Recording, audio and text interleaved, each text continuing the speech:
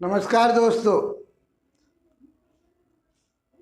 ज्योतिष को आसान तरीके से हम कैसे सीखें, ये हमारी चर्चा लगातार चल रही है।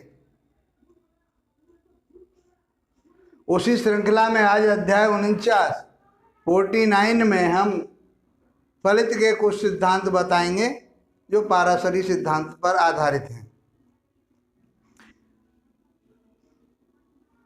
मित्रों, हमने आपको लास्ट वीडियो में ये बताया था, इनके नामांकन बताए थे आपको, कौन सा भाव कौन सा होता है, क्या होता है, इसके बारे में हमने चर्चा की थी। ये लग्नेश होता है 1, 5 और 9वां भाव, ये त्रिकोण होता है। 1, 4, 7, 10वां भाव ये केंद्र होता है।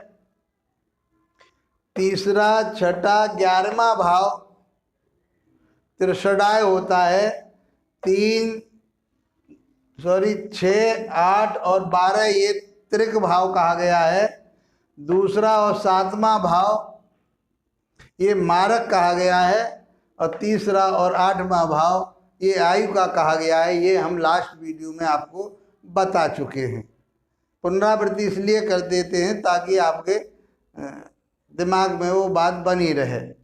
वैसे तो आप हमारे लगातार वीडियो देखेंगे तो आपको ज्ञान प्राप्त होगा, और उन वीडियो को पूरा वीडियो देखिए आप, तो आप अच्छे ज्योतिषी बन पाएंगे, ऐसा मैं समझता हूँ। हम सारांश रूप में ही लेकर के चल रहे हैं। ये वैदिक ज्योतिष की बात चल रही है हमारी। ऋषि पाराशर के द्वारा जो सिद्धांत दिए हैं, उन्हीं सिद्धांतों पर ये सार रूप में आपके लिए, सारांश के रूप में आपके लिए रख दिए गए हैं। आपको अपनी मेहनत करनी है, आपको अपना अध्ययन करना है, उसमें बहुत विस्तृत जानकारी मिलेगी आपको, आप उसमें परिपक्व होंगे। लेकिन उसके बावजूद जो आप फलित पे आएंगे तो यही सिद्धांत आपको वहाँ पर मिलेंगे। अब हमने आपको इनके नामांकन बताए दिए थे, तो अभी इसी नामांकन के आधार पर कौन सा भाव अशुभ था, कौन सा भाव शुभ था, ये हम आप लोगों को बता चुके हैं। और आज इसमें जो भाव शुभ और अशुभ है, उसमें बैठी हुई राशि के स्वामी जो ग्रह होते हैं वो भी शुभ और अशुभ हो जाते हैं। तो पहले सिद्धांत में ये लगन है। किसी भी जातक की पत्रिका आपके पास आती है तो ये फर्स्ट भाव ही कहा जाएगा। ये लगन होती है। D1 चार्ट होता है, डिविजनल चार्ट हम जब बताएंगे तो ये D1 चार्ट मतलब लगन है, ये आपकी, आप स्वयं हैं। इससे ही सारा कुछ देखा जाता है। उसके बाद जितने भी डिविजनल चार्ट हैं वो इसके सहायक हैं, उनसे और हम नज़दीकी देख लेते हैं कि इनकी ग्रहों की क्या पोजीशन है। तो मित्रों, धीरे धीरे हम आगे को बढ़ रहे हैं और बहुत आसान तरीके से आप समझ पा रहे होंगे, मैं जानता हूँ इस बात को। तो ये लगन है आपकी, और लगन को सदैव शुभ माना गया है। लगन को, अब लगन को शुभ माना गया अर्थात लग्नेश को शुभ माना जाता। कोई सा भी लग्नेश हो सकता है, इसमें कोई सी भी राशि होती है। ये तो हमने काउंटिंग जो बताई थी आपको, वो केवल भावों की बताई थी हमने, कोई राशि नहीं है ये। लेकिन आप इनको राशि यहाँ पर कोई सी भी हो सकती है, यहाँ 1 राशि है, या 2 राशि भी आ सकती है, या 5 राशि भी आ सकती है, 10वीं राशि आ सकती है। तो उसका जो स्वामी होगा उस राशि का, वो लग्नेश कहा जाएगा। लगन जमा ईश माने स्वामी, तो उस लगन का वो स्वामी माना जाएगा। किसी भी घर में यदि जो भी राशि बैठी हुई है, उसका जो स्वामी, राशि का जो स्वामी होगा, वो उस घर का, उस हाउस का मालिक होगा, उसका स्वामी होगा, उसके पास उसका आधिपत्य होगा। ये बात आप आसानी से समझ पाए होंगे।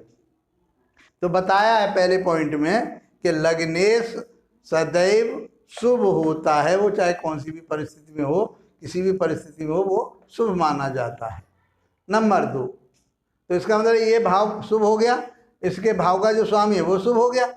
अब आगे चलते हैं दूसरे पॉइंट पे। त्रिकोण के स्वामी शुभ फल देते हैं।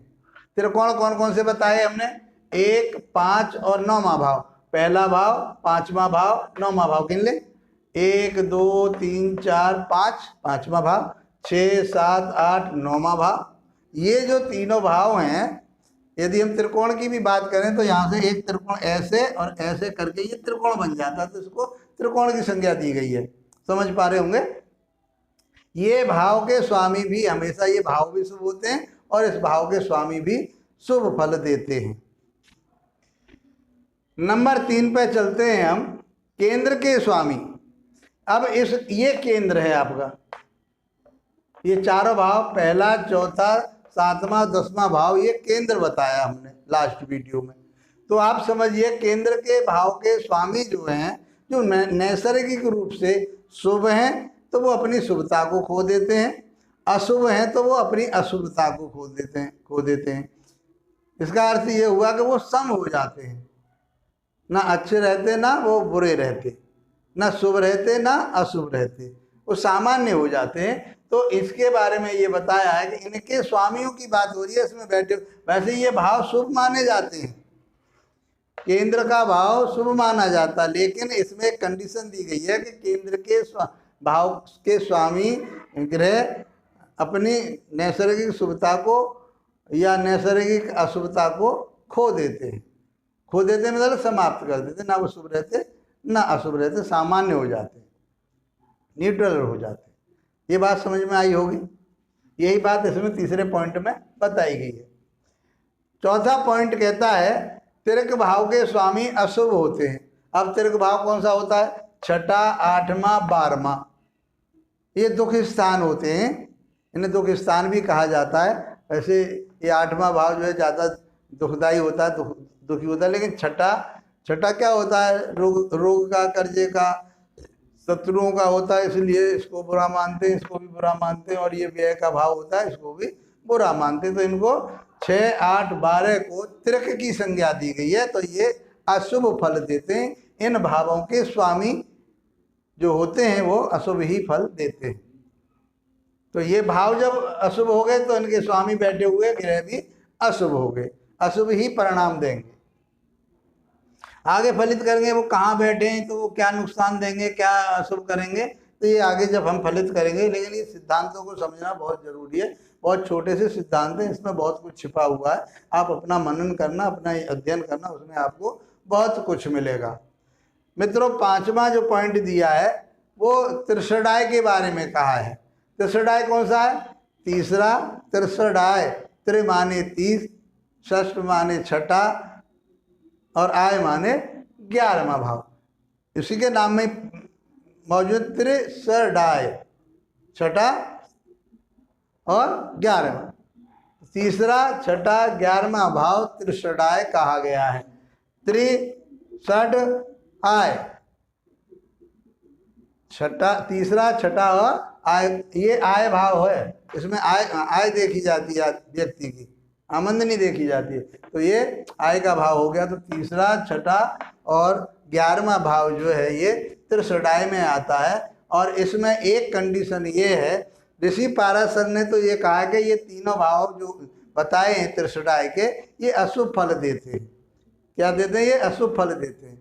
लेकिन कुछ हमारे विद्वान लोग जो ऋषि हुए, उन्होंने कुछ इसमें वो बताया है, जो विद्वान लोग हैं उन्होंने भी, और हमने भी अनुभवी इन बातों को किया कि यदि इन भावों के स्वामी शुभ ग्रह हैं, शुभ ग्रह हम आपको बता चुके हैं, अशुभ ग्रह आपको बता, शुभ ग्रह हैं तो वो शुभ फल देते हैं, और अशुभ ग्रह हैं तो वो अशुभ फल देते हैं। तो वो जितना पॉजिटिव हो उतना पॉजिटिव लेके चलना चाहिए। हम ये मान के चलते हैं, हम किसी को नेगेटिव में ले जाना नहीं चाहते, ना ज्योतिष किसी को नेगेटिव में ले जाती। नेगेटिव से पॉजिटिव करने का काम ज्योतिष का होता है।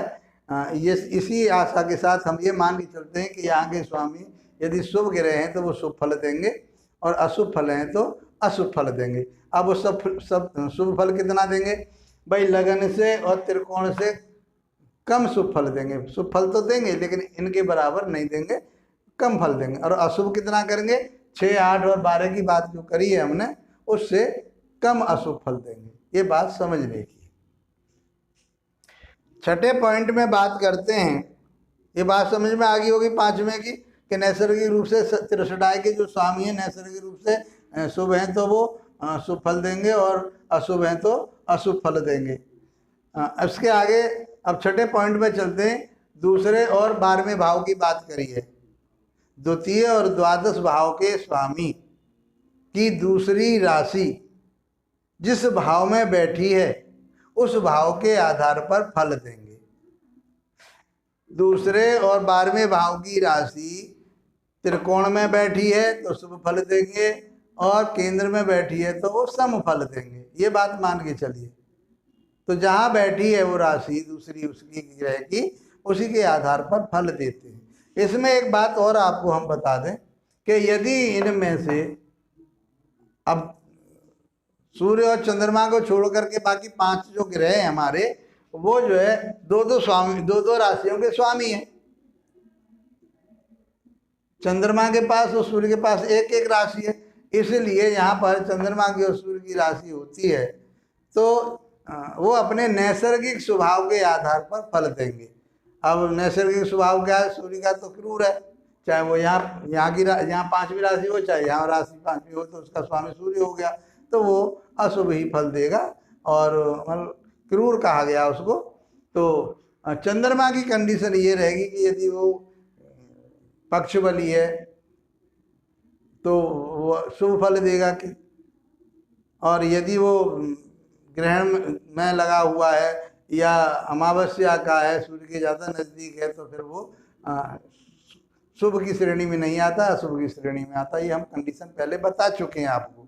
इसलिए उन दोनों ग्रहों की कंडीशन के ऊपर निर्भर करता है कि इनकी दूसरी राशि यदि नहीं होती तो वो नैसर्गिक रूप से अपने प्रभाव देते हैं, अपने फल करते हैं। मित्रों की बहुत आसान तरीके से मैंने आपको विश्लेषण करके इसमें बता दिया, फलित के सिद्धांतों को बताया। आशा करता हूं कि ये फलित सिद्धांत आपको समझ आए होंगे और अच्छे लगे होंगे। अच्छे लगे हैं, देखिए हम बार बार कह रहे हैं कि आप हमारी लगातार वीडियो को देखिए और तभी आप ज्ञान प्राप्त कर पाएंगे। आदि अधूरी को वीडियो देख करके आपको ज्ञान प्राप्त नहीं होगा। हम चाहते हैं कि आप अच्छे ज्योतिषी बन सकें। इसके माध्यम से आप अपना व्यवसाय में जाना चाहे व्यवसाय करिए, यदि नहीं जाना चाहते तो अपने आप को सेफ करने के लिए, क्योंकि आज इस ज्योतिष में बहुत सारी चीज़ें ऐसी मिथ्या घुस चुकी हैं, आ चुकी हैं, जो आदमियों को भ्रमित कर रही हैं। ज्योतिष नाम से ही लोग घृणा करने लगे, बहुत सारे लोग अरे कुछ नहीं पाखंड कर। तो ये चीज़ों से बचना है हमको। ये सौर मंडल पर आधारित एक विज्ञान है। तो मित्रों अपना भला कीजिए, अपने दोस्तों का भला कीजिए, अपने रिश्तेदारों का भला कीजिए। लाइक शेयर सब्सक्राइब कीजिए, बेल आइकॉन को दबाइए ताकि आपको नई वीडियो मिल सके। कमेंट बॉक्स में अवश्य बताइए तो हम आपके प्रश्नों का उत्तर दे सकते हैं। कोई बात यदि समझ में नहीं आई है तो हम जरूर बताने की कोशिश करेंगे। धन्यवाद दोस्तों, नमस्कार।